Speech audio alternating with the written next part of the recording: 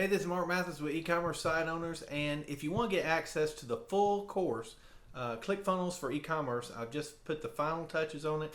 You can see it behind me. It's ready to go for you. All you need to do is just click on the link below this video and you'll get access immediately. Okay? Hope to see you on the inside of the private Facebook group, and if I can help you, just let me know. Thanks.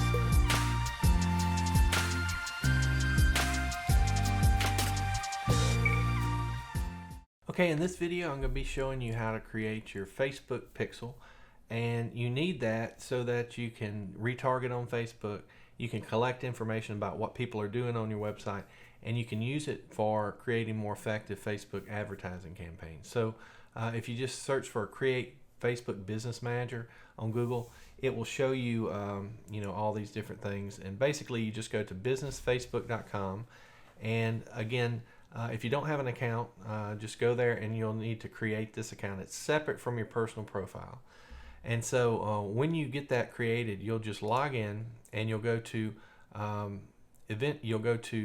Pixels. So you'll click right here and All Tools, and then you'll go to Pixels. And then on that, you'll be able to create your pixel. So what I like to do is just name my pixel whatever my store is going to be. So I'll name this Sample ClickFunnels Site Pixel. And then let's go into ClickFunnels and get whatever that domain was, whatever that name was. So right here, again, when you actually build out your pages, let's just choose this one. You'll attach a custom domain, so it won't be this weirdo name, but let's just say this is it right here. You'll copy that, and you just need to add the main website. So you don't need all this stuff over here because it's going to track the entire website, every page in it. So you'll just say create, and then in here, the only other thing that you need to do is really manually install pixels. So what you want is, don't worry about this, you'll copy this and you'll go back into your funnel. Let's see right here in settings, and then you can see it says put it just above the closing head tag. That's the HTML tag. We'll go in here and you want to put it right here, and so basically that's it at that point. Facebook will then begin communicating with your site. You can set up a retargeting list. So basically, people that visit the squeeze page and opt in but don't go to the upsell page means they haven't ordered.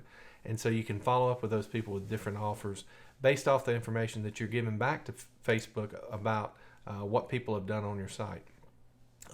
You'll also want to make sure that you do a sample. Let's see if we can do an example right here. So let's go to this page, and what I like to do is just preview it, and then so it gets some data, and then we'll enter this in, make sure there's no spaces at the end, send test traffic. Okay, and then if we go back here, it should show up in a moment that it's active. So you can see it is getting traffic back from the pixel, so that's good. Continue. When you get more advanced, you can set up different manual events. So view content, add to cart, purchase, all those types of things you can add on subsequent pages in your funnel, so you can really track exactly what people are doing and then target them effectively to get the most bang for your buck in your advertising dollars. So anyway, that's basically all there is to the Facebook pixel. You just copy the code that they give you and paste it into your funnel in the settings area, and that's it, and you'll be set up to go. And again, you need this for doing Facebook advertising. It's going to help you to know exactly where people are and target them the most effectively. Okay, so again, this is Mark with e-commerce site owners. If you have any questions, ask them in the private Facebook group, and I'll be glad to help you however I can. Okay, thank you.